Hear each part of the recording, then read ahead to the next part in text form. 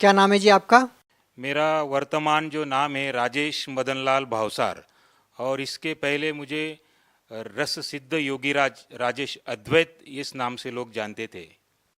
Sir आपकी क्या कहानी है? आज आप कैमरे के सामने आए हैं अपनी कहानी को लेकर के। बड़े बड़े साइंटिस्ट आपसे मिल चुके हैं, बड़े बड़े सिद्ध लोग आपसे मिल चुके हैं।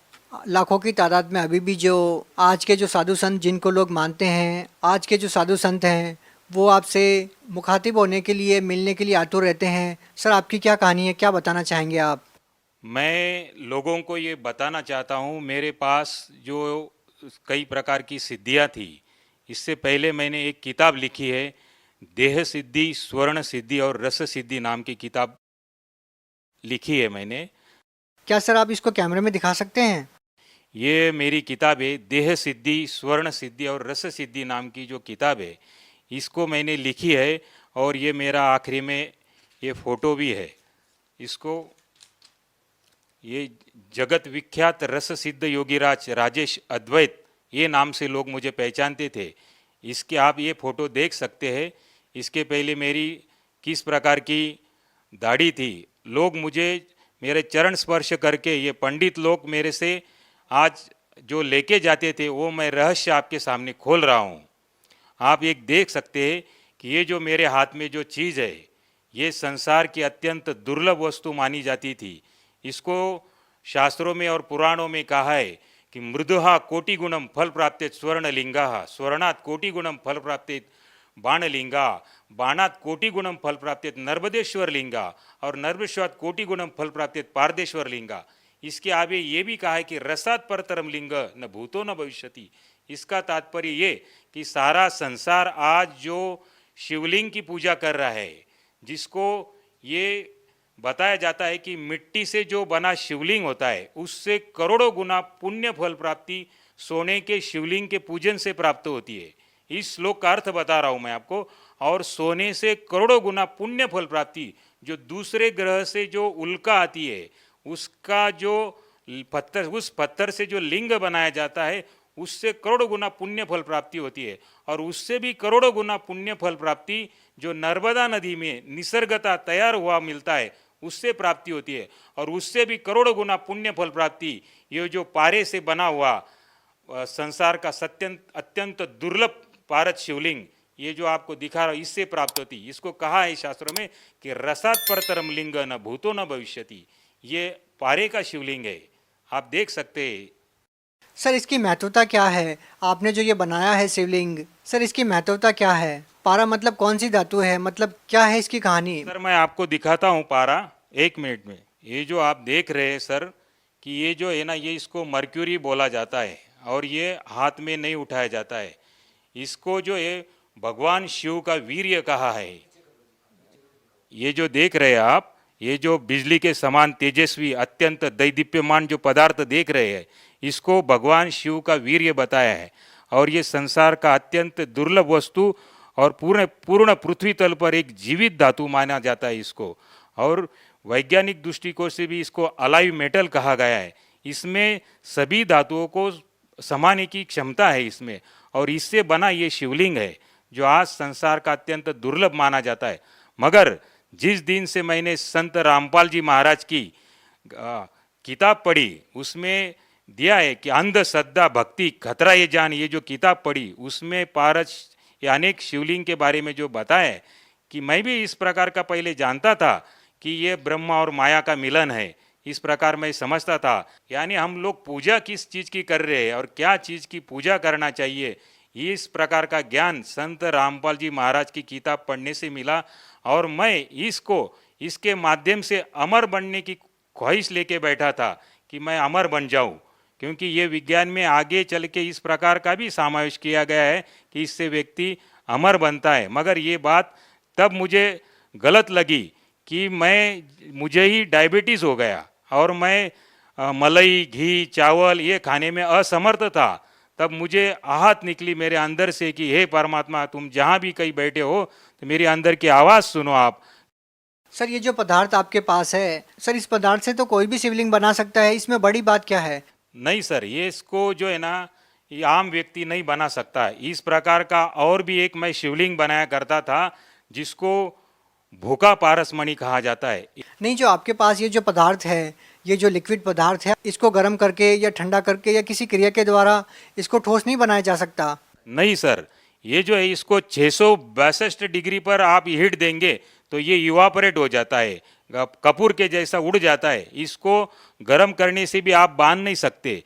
संसार की ऐसी कोई चीज़ नहीं है। रावण के संहिता में बताया गया है कि ये तंत्र की आखिरी क्रिया मानी जाती है। भारत को जड़ी बूटियों के माध्यम से और तंत्र के माध्यम से बांध देना और इसको ये सुवर्ण खाने में सक्षम है ऐसे बना देना। सर, आपने कहा कि ये स्वर्ण खाने में सक्षम है, सर इस बात का क्या मतलब निकाले? ये जो इस प्रकार का जो लिंग बनता है तो इसको आप स्वर्ण अगर ये इसको टच करते हैं तो ये स्वर्ण अपने आप में खा जाता है। इस प्रकार का भी एक शिवलिंग बनता है और ये जो शिवलिंग है इसको आप अगर स्वर्ण स्पर्श करेंगे तो ये अपने आप में व्हाइट बना देता है। कौन विश्वास करेगा सर इस बात पे? आप देख सकते हैं, लाइए आप कोई चीज़ है तो। सर, इससे पहले हम आपसे ये जानना चाहेंगे, ये जो सोना आपके हाथ में है ये वाइट हो जाएगा, मतलब ये सोना नहीं रहेगा? हाँ जी, हाँ। इसके घिसने से सोना नहीं रहेगा ये? नहीं, इसके अंदर जो गुण है ये गुण इस अपने गुण ये दूसरे में उतार देता है और इसको भी वाइट कर देता है सोने को। आप देख सकते हैं कि मैं इसको स्पर्श करा रहा हूँ और आप देख सकते हैं इसको कि ये देखो, ये देखिए आपके सामने मैं बता रहा हूँ। आप दूसरा कोई भी पेंट इसको लगा सकते हैं, ये सोने को नहीं पकड़ता है क्योंकि सोना जो चीज़ है वो अपने आप में अलग होता है। इसका मतलब तो ये हुआ कि जैसे पारस पत्थर होता है जो लोहे को सोना बना देता है, तो इसने सोने को लोहा बना दिया एक किस्म से। नहीं, ये नहीं कह सकते हम, मगर कि जो दूसरा आता है इसमें से जो ये सोने को खाता है, भूखा पारसमणि, बुभुक्षित पारस कहते हैं इसको, तो ये सुवर्ण खा जाता है और ये इसकी जो क्षमता है वो कितना पचा जाएगा अपने में सोना, इसका कोई अंदाज़ा नहीं रहता है। आपका कहने का मतलब है कि आप में इतनी सारी सिद्धियां हैं या आप इतनी विद्याओं को जानते हैं कि आप वो भी चीज़ बना सकते हैं जो लोहे को सोना बना सकती है या फिर सोने को खा सकती है, वो आपने बना ही दिया। हाँ जी, मैं कुंभ मेले में भी जो है मेरे पास गाड़ी भर भर के ये जो नागा साधु वगैरह सब लोग आते थे और मैं ये पारे के माध्यम से चांदी बनाने का प्रोग्राम दिखाया करता था कि ये सारी चीज़ रखी हुई है और इनसे आप ये चीज़ इसमें डालेंगे तो इस प्रकार का सोना चांदी ये मैं बना के खुद लाभ देता था लोगों को। मगर जिस दिन मुझे ये समझ में आ गई कि ये जो ज्ञान जो है ये अधूरा है, संत रामपाल जी महाराज जी का मैंने सत्संग देखा टीवी पे और उसमें वो बता रहे थे, उंगली घुमा के ऐसे बता रहे थे कि ये ब्रह्मा विष्णु महेश भी नाशवान है और इनकी भी जन्म मृत्यु होती है। तो मुझे मेरी पैर के नीचे की ज़मीन खिसक गई कि ये जिसको मैं अमरता का अपने खुद अमर होने के लिए मैं इनकी पूजा लेके बैठा था और इनसे मिलने वाले लाभ को तो क्षणिक लाभ बोला है। तो ये शब्द मैं सुनकर बहुत ही परेशान हो गया मैं कि ये बात कुछ बिगड़ रही है, ये मेरे समझ में आ गया। और तब मैंने वो ध्यान से सब सत्संग सुना और सत्संग में उन्होंने बताया कि भगवती पुराण पाठ नंबर 123 पे उन्होंने बताया कि ये ब्रह्मा विष्णु महेश इनकी भी जन्म मृत्यु होती है। सर, आपने अपने आप को विश्वविख्यात बताया, तो हम आपसे जानना चाहेंगे, तो आप कहाँ से विश्वविख्यात हो गए? ऐसे कौन से लोग आपको मिले जिस आधार पे आप ये कह रहे हैं कि मैं विश्वविख्यात था? किन किन लोगों से मुलाकात हुई आपकी इस दौरान जब से आपने ये विद्याएं सीखी है, इतने बड़े बड़े कारनामे आपने करने सीखे हैं? सर 1996 में वर्ल्ड पीस कॉन्फ्रेंस हुआ था, उसमें मैंने कई साइंटिस्टों के साथ डिस्कशन किया और उसमें अमेरिका के डॉक्टर ईसीजी सुदर्शन जिन्होंने कई आइंस्टाइन की सिद्धि फ्लॉप कर दी है। सर, बोलने को तो कुछ भी बोल सकते हैं, इस बात का प्रमाण है आपके पास? जी हाँ, मेरे पास फोटोग्राफ्स है, आप देख सकते हैं। ये देखिए, ये वर्ल्ड पीस कॉन्फ्रेंस 96, इसमें ये इन कौन है सर ये? डॉक्टर ईसीजी सुदर्शन जिन्होंने कई आइंस्टाइन की थ्योरी फ्लॉप कर दी है और इनको भी मैंने डिस्कशन बताया था और ये भी शुरू में नहीं मान रहे थे कि इस प्रकार का कोई होता है चीज़। तो जब इनको प्रमाणों के साथ मैंने ये सब चीज़ें बताई तो उन्होंने भी ये लोहा मान लिया कि सचमुच ये जो आप बता रहे ये सही ज्ञान है। इसके अलावा किन लोगों से आपकी मुलाकात हुई जिसके आधार पर हम ये मान सकें कि वास्तव में आप एक ऐसे महत्वपूर्ण व्यक्ति हैं जिस व्यक्ति पर विश्व के विख्यात लोगों ने भरोसा किया या आपसे मुलाकात करने के लिए वो लोग आतुर रहे? कि आपने एक ऐसी बड़ी खोज की है या फिर जड़ी बूटियों के माध्यम से आपने एक ऐसा यंत्र बनाया है जिसको लोग सपने में भी नहीं सोच सकते कि ऐसा हो सकता है। सर, जैसे आप देख रही है हाई कमिश्नर ऑफ टांजानिया, इस प्रकार के कई जो दलाई लामा वगैरह इन सब लोग, दलाई लामा से भी आपकी मुलाकात हुई है? हाँ जी, वर्ल्ड कॉन्फ्रेंस में आए थे, उन लोगों से भी डिस्कशन हुआ मेरा। और जो ये किताब में बता रहा था उनको कि इस जो ज्ञान के ऊपर चर्चा कर रहा था, जैसे वो लोग नाथ संप्रदाय को सिद्ध मानते थे और उसमें क्या लिखी बात है वो उनको समझ में नहीं आती थी। उनको मैंने कहा कि मेरे पास ऐसा ऐसा ज्ञान मैं हिमालय में रह के सीख के आया हूँ, मैं 8 साल मैंने हिमालय में रहा हूँ और कई प्रकार का ज्ञान हस्तगत किया है, मगर उनको ये भरोसा नहीं होता था कि हमने पहले ही ज्ञानेश्वरी पढ़ रखी है, पीएचडी कर रखी है, आप क्या नया बताएंगे। तो मैंने उनको एक श्लोक बोला, तोरस मोरस गंधक पारा, जिन वीचे दीजे नाम सहारा, नाग मार नागिन को दे, गोरख कहे खप्पर भरी कंचन ले। इस दोहे का आप ट्रांसलेट करके बताइए तो मैं आपको मान लूँगा कि आपने पीएचडी की है। तो उनको वो बता नहीं सके, क्योंकि ये जो पूरी रासायनिक क्रिया है और केमिकली क्रिया है कि इसके माध्यम से, पारे के माध्यम से सोना बनाया जा सकता है।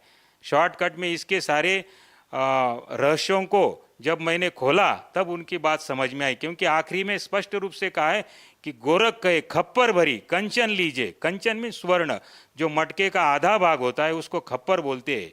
ओ, इस प्रकार का खप्पर भर के आप कंचन स्वर्ण बना सकते हैं, इस प्रकार की विधि उसमें छिपी थी।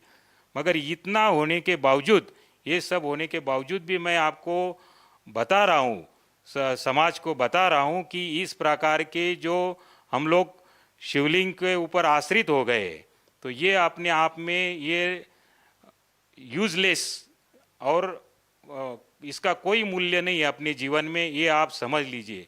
क्योंकि इससे क्षणिक लाभ प्राप्त होता है, लाभ तो होता है मगर क्षणिक लाभ प्राप्त होता है। और इसकी इतना, जितने ये स्वामी है उतने मनुष्य की एक श्वास की कीमत संत रामपाल जी महाराज ने बताई है कि मानुष जन्म दुर्लभ है, ये मिले न बारंबार, जैसे तरुवर से पत्ता टूट गिरे बहुर न लगता डार।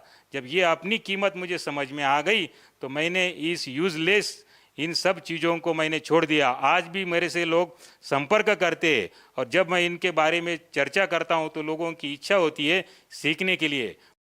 सर, जिस चीज़ को आप ये कह रहे हैं कि ये इतना मूल्यवान वस्तु नहीं है जितना संत रामपाल जी महाराज जी ने मूल्यवान वस्तु आपको दी है, लेकिन एक समय था जब शिक्षा मंत्री आपके साथ खड़े होकर के फ़ोटो खिंचवा रहे हैं और आपको विश्वविख्यात मानते हुए आपकी जो साधना है, जो आपने सिद्धियों के द्वारा या जो आपने योग क्रियाओं के माध्यम से जो ये वस्तु आपने बनाई है, उसका महत्व समझते हुए वो शिक्षा मंत्री आपके साथ फ़ोटो खिंचवा रहे हैं, तो कहीं ना कहीं हम ये तो नहीं कह सकते कि ये अंधविश्वास है। जरूर आपने ऐसे किसी चीज़ की खोज की है जो अपने आप में एक महत्वपूर्ण है, लेकिन आज आप ये कह रहे हैं कि इससे भी महत्वपूर्ण चीज़ वो है जो संत रामपाल जी महाराज जी ने आपको दी है। तो क्या आप दर्शकों को ये भी दिखाना चाहेंगे कि शिक्षा मंत्री जी आपके साथ फ़ोटो खिंचवा रहे हैं और उस मुलाकात के क्या मायने निकलते हैं? सर, ये कौन है? ये जी सर अमरीश पटेल जी है, ये शिक्षा मंत्री है। और इस प्रकार का जो ज्ञान समेटे हुए मेरे पास कई लोग जो आते थे।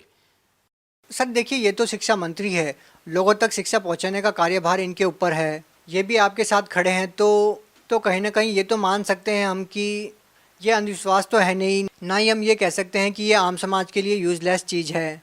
तो इनके साथ जब आपकी बातचीत होती है तो क्या बातचीत होती है आपकी इनसे, और आप इनको भी क्या संदेश देना चाहेंगे? ये भी अपने आप में ये माने बैठे थे कि ये जो चीज़ है यही लास्ट स्टेज है किसी भी वस्तु को एक ऐसे मुकाम पर पहुंचने के लिए जिससे लोगों को प्रभावित किया जा सके।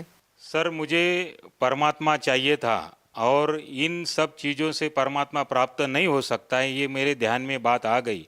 और जब मैंने ये संत रामपाल जी महाराज का ज्ञान बारकाई से अध्ययन किया, क्योंकि इसके पहले मैं तो सारा कुछ पढ़ चुका था, आयुर्वेद, कर्मकांड, ज्योतिष, मीमांसा, परा विज्ञान, पारद विज्ञान, कई प्रकार की सिद्धियों को कर चुका था।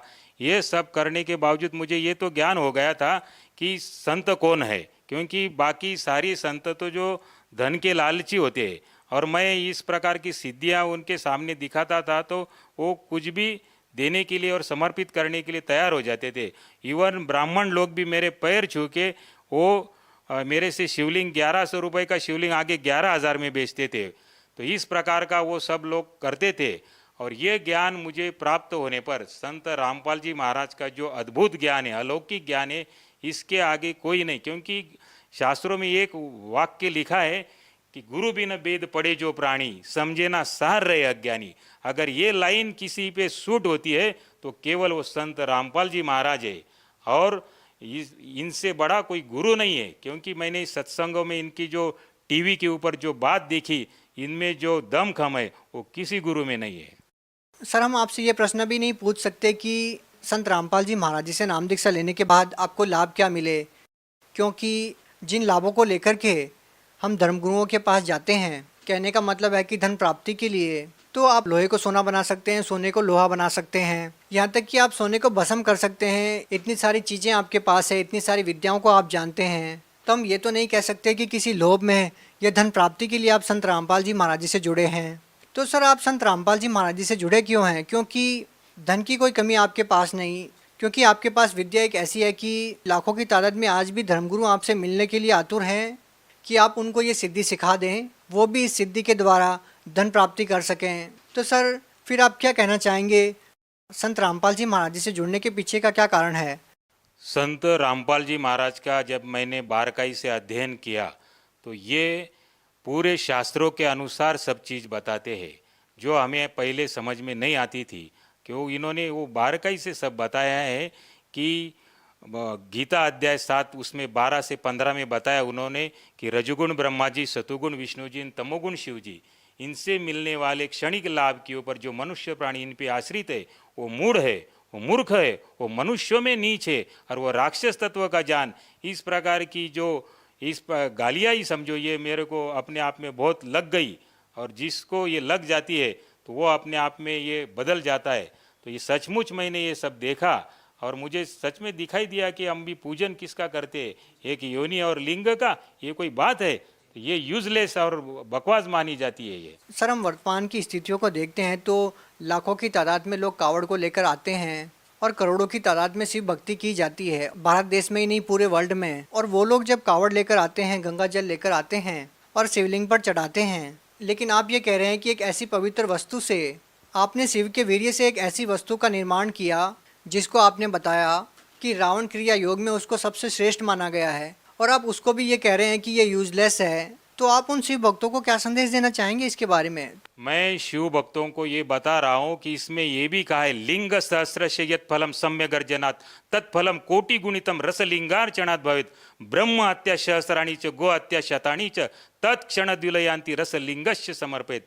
मतलब इससे महान शिवलिंग पूरे संसार में नहीं कोना। आगे तो ये बताया इसका पुण्य लाभ होता है, इससे श्रेष्ठ माना जाता है। और ये शिवलिंग प्राप्त करके, ये विद्या मैं प्राप्त करके भी मैं आप लोगों को बता रहा हूँ कि ये जो ज्ञान है इससे ज़्यादा मनुष्य की एक श्वास की कीमत है।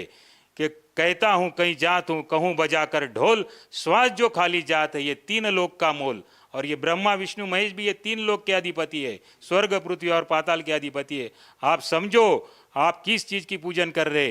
हे मानव जगत, आप जागो कि ये संत रामपाल जी महाराज जो दिखने में सामान्य से दिखते, ये कोई साधारण व्यक्तित्व नहीं है, ये आए हुए परमात्मा ही है। आप इनको परखो, इनके ज्ञान को समझो। और ऐसी किसी में हिम्मत नहीं है कि जो कहते त्रिदेव की भक्ति उनकी कभी ना होए मुक्ति, ये बताने वाले संत रामपाल जी महाराज ही है। सर एक समय था जब आप घर से निकले तो आपकी इच्छा ये थी कि किसी भी तरह से अमर हुआ जाए, कि एक ऐसी विद्या प्राप्त की जाए, एक ऐसी भक्ति प्राप्त की जाए जिससे मैं अमर हो जाऊं, कभी भी ना मरूं। लेकिन आपके साथ समस्या ये आ जाती है कि आपको डायबिटीज़ हो जाती है और आपको बहुत सारे परहेज़ करने पड़ते हैं, कि आपको वो खाना भी नहीं खाया जाता जो आप खाना चाहते हैं। तो हम आपसे ये जानना चाहेंगे कि एक ऐसे इतने बड़े सिद्ध पुरुष की वो अपनी बीमारी अपनी क्रियाओं से तो ठीक नहीं कर पा रहा था, क्या संत रामपाल जी महाराज जी की शरण में जाने के बाद वो समस्या आपकी ठीक हुई? हाँ जी, जैसे ही मैंने संत रामपाल जी महाराज जी से दीक्षा ली तो मुझे अपने आप में समझ में आया कि मेरे शरीर में कोई परिवर्तन हो रहा है। और इस प्रकार का परिवर्तन हुआ तो धीरे धीरे ये सब चीज़, मैं पहले मलाई खाता नहीं था और चावल नहीं खाता था और दूध भी पीने से मुझे डर लगता था। तो ये जैसे ही मैंने दीक्षा ली तो मेरे अंदर एक प्रचंड परिवर्तन होते गया और आज मैं सभी तरह की चीज़ें खा सकता हूँ, पी सकता हूँ। और यही मेरे लिए बहुत ही आनंद की बात है कि मेरा स्वास्थ्य लाभ हो गया, मैं सुदृढ़ हूँ और किसी प्रकार की आज बीमारी नहीं है मुझे, क्योंकि तन का सुख ये सबसे बड़ा सुख है। तो ये चीज़ का भी ज्ञान संत रामपाल जी महाराज ने ही बताया है। तन दर सुखिया कोई न देखा, जो देखा सो दुखिया हो। तो ये बात सत्य लागू पड़ती है कि समाज को ये ज्ञान न होने के वजह से वो इन चीज़ों के पीछे दौड़ रहा है। सर देखिए, हिंदुस्तानी नहीं, दुनिया की आधी आबादी चमत्कार के ऊपर आश्रित रहती है और चमत्कार दिखाने वाले पुरुष को वो भगवान मानने लग जाती है। जो आप सहज में ही लाखों लोगों का प्रतिनिधित्व कर सकते थे, आप लाखों लोगों को भ्रमित कर सकते थे यदि आप चाहते तो। जैसे कि हम उदाहरण ले तो लाखों की तादाद में अभी भी छोटे छोटे जो धर्मगुरु हैं वो लाखों लोगों को भ्रमित किए हुए हैं। ऐसे ही हम एक उदाहरण देखते हैं तो एक साईं बाबा नाम से महाराष्ट्र में एक संत हुए हैं जो करोड़ों लोगों को अपना शिष्य मानते हैं और करोड़ों लोग अपना उनको एक इष्ट देव के रूप में देखा है और सचिन तेंदुलकर, लता मंगेशकर जैसे लोग उनके शिष्य रहे हैं। ऐसे ही चमत्कारिक विधियों के द्वारा उन्होंने लाखों लोगों का प्रतिनिधित्व किया है। तो सर हम आपसे जानना चाहते हैं कि आप उन लोगों के लिए एक माकूल जवाब है जो उन बाबाओं को अपना इष्ट देव मानते हैं और उन बाबाओं के ऊपर आश्रित हो जाते हैं। आप उन लोगों को क्या कहना चाहेंगे जो केवल चमत्कार को ही नमस्कार करते हैं? जो कि आपने चमत्कार को नमस्कार नहीं, आपने भक्ति को तवज्जो दी है और आपने संत रामपाल जी महाराज जी को अपना गुरु बनाया है।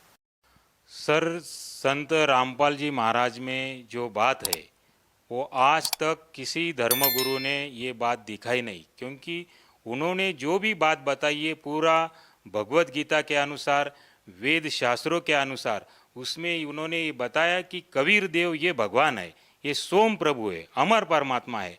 और जब ये बात भी मुझे लग गई, क्योंकि ब्रह्मा विष्णु महेश तो नाशवान है और ये अमर परमात्मा तो ये है, तो जब से मैंने ये बात सुनी, क्योंकि मेरे अंदर वो जिज्ञासा ही थी कि अमर बनने की जिज्ञासा, तो ये जिज्ञासा से लेकर मैं उन बातों की खोज करता गया। और जो संत रामपाल जी महाराज ने जो बातें बताई है तो वो 100%, 1001% सत्य बात है और इससे बड़ी कोई बात नहीं दिखती मुझे। सर इसमें कोई संदेह नहीं है कि आपके अनुभव को सुनकर के लाखों की तादाद में लोग प्रभावित होंगे, लेकिन साथ में ही उनके जहन में सवाल ये भी आएगा कि जिस संत से आप जुड़े हैं वो अभी जेल में है, तो वो कैसे वो उस संत से नाम दीक्षा ले सकते हैं जो जेल में है? वो कैसे उन लोगों के जो कष्ट हैं, उनके जो दुख हैं वो दूर कर पाएंगे?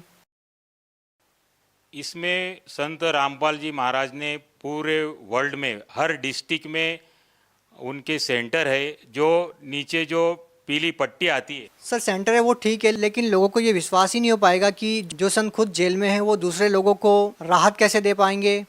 ऐसा होता है कि जो संत होते हैं उनमें सिद्धि होती है और वो सिद्धि वाचा सिद्धि होती है। केवल स्पर्श मात्र से भी या शब्द मात्र से भी वो किसी प्रकार का भी कोई भी चीज़ का निर्माण कर सकते हैं। तो सर लोगों के जहन में सवाल ये भी तो आएगा कि वो बाहर क्यों नहीं आ जाते?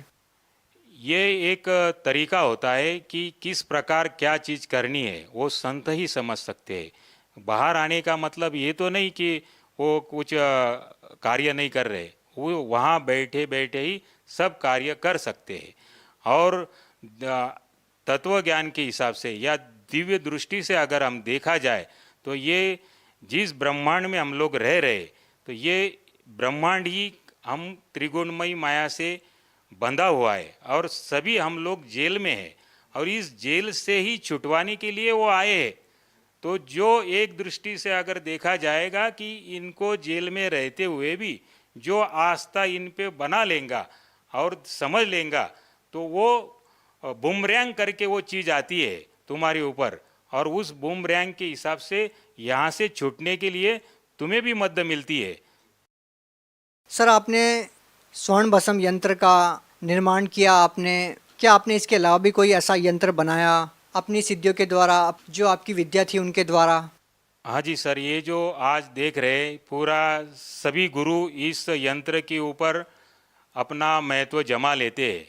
इसको महालक्ष्मी यंत्र का श्री यंत्र कहा जाता है और इसमें भी क्या चीज़ छिपी है, इसमें इस महालक्ष्मी के भी यंत्र में हिरण्यवर्णाहरणी जात वेदो त्वाम लक्ष्मी आवत, तो इसमें भी पारे के माध्यम से सुवर्ण क्रिया करने की विधि छिपाई गई है और वो किसी को न मालूम होने की वजह से लोग इसको घी का दीपक लगाते हैं और इसका पूजन करते हैं। ये यूजलेस है, तो उसमें क्रियाओं को समझ के और उसके अनुसार करने से और ये सभी चीज़ें जो है तो किसी को वो समझ में नहीं आती है, तो इसलिए गुरु संसार में करना आवश्यक है। सर आपने जो यंत्र बनाया था उस यंत्र ने सोने की धातु को अपने रंग में बदल दिया, लेकिन सर लोगों को शंका ये हो सकती है कि आपके हाथ में कोई और वस्तु हो या आपने जिस सोने को वाइट किया है वो वाइट वस्तु कुछ और हो। तो लोग आपसे ये ज़रूर जानना चाहेंगे कि अगर वो सोना आपके पास लेकर आते हैं तो क्या उस धातु से आप उसको भी वाइट कर सकते हैं? हाँ जी, हाँ जी, बिल्कुल, कभी भी कहीं भी ये चीज़ हो सकती है। तो आपके जो कहने का मतलब है कि आपने अभी तक जो क्रियाएं की, आपने जो विद्या सीखी वो बिल्कुल यूजलेस है और सही जो चीज़ है वो संत रामपाल जी महाराज जो भक्ति बता रहे हैं वो है। हाँ जी, बिल्कुल ये ऐसा ही है, क्योंकि संत रामपाल जी महाराज ने जो जो बातें बताई है आज तक संसार में किसी गुरु ने नहीं बताई है। उन्होंने गुरु ग्रंथ साहिब के अनुसार भी सिद्ध कर दिया कि हक्का कबीर करीम तू बे एब परवरदिगार, कि ये कबीर साहेब ये सोम परमात्मा है और ये अमर परमात्मा यही परवरदिगार है। सर आपने शिव भगवान को मानने वाले लोगों को एक संदेश दिया कि आप जो साधनाएं कर रहे हैं वो साधनाएं करने की नहीं है, संत रामपाल जी महाराज जी से नाम दीक्षा लो। तो क्या ये माना जाए कि संत रामपाल जी महाराज शिव भगवान की या देवी देवताओं की भक्ति छुड़वाते हैं? नहीं, संत रामपाल जी महाराज तो ये बताते हैं कि जैसे तहसीलदार साहेब है, कलेक्टर साहेब है, मंत्री साहेब है, मुख्यमंत्री साहेब है, प्रधानमंत्री साहेब है और राष्ट्रपति साहेब है, तो ये भी अपने स्तर के साहेब है। साहेब यानी स्वामी, प्रभु है ये। और तहसीलदार को अगर हम राष्ट्रपति कहेंगे तो ये बात गलत हो जाती है। वो इतना ही समझा रहे कि तुम तहसीलदार को तहसीलदार ही साहब बोलो। तो ये जो है ये अपने स्तर के प्रभु है, तीन लोक के अधिपति, तीन लोक के भगवान है। सर संत रामपाल जी महाराज जो है देवी देवताओं की भक्ति छुड़वाते नहीं है, तो ये तो उन देवी देवताओं के मंत्र प्रदान करते हैं जिससे ये देवी देवता भी किस प्रकार लाभ पहुंचा सकते हैं।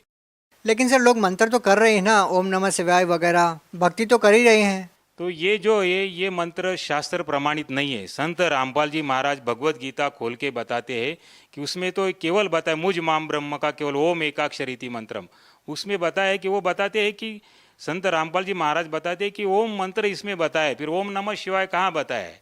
तो आपके कहने का मतलब ये है कि संत रामपाल जी महाराज जी देवी देवताओं के जो मंत्र बताते हैं वो शास्त्रों के अनुसार है और उन्हीं मंत्रों को करने से देवी देवता लाभ दे सकते हैं। जी हाँ, बिल्कुल, संत रामपाल जी महाराज जो बता रहे उन्हीं के अनुसार भक्ति करने से ही लाभ होगा। अंत में सर आप भगत समाज को क्या संदेश देना चाहेंगे? मैं समाज को ये प्रार्थना कर रहा हूँ, हृदय से प्रार्थना कर रहा हूँ कि आप इन चीज़ों के पीछे ना दौड़े, ये शिवलिंग के पीछे ना दौड़े, क्योंकि इससे संसार की श्रेष्ठतम वस्तुएं मैंने निर्माण कर रखी थी और इसके ऊपर कोई चीज़ नहीं है। और इसके बावजूद मैं आपको बता रहा हूँ कि इतनी कीमत, उससे ज़्यादा कीमत तो मनुष्य के एक श्वास की है। और ये फिजूल में इन चीज़ों के पीछे दौड़ने से अपना अमर शरीर प्राप्त करने के लिए, मोक्ष प्राप्त करने के लिए अगर कोई चीज़ करना चाहते हैं तो केवल संत रामपाल जी महाराज जिनका आप सत्संग देखो, रोज़ साधना टीवी पे 7:30 बजे आता है, आप ये सत्संग को रोज़ देखो और नीचे जो पीली पट्टी आती है उसके ऊपर नंबर डायल करके आप वहाँ पे संदेशा भेजो। आपको कोई किताब चाहिए या नामदान लेना है तो सभी चीज़ें का डायरेक्शन आपको वहाँ से प्राप्त हो जाएगा। जी धन्यवाद।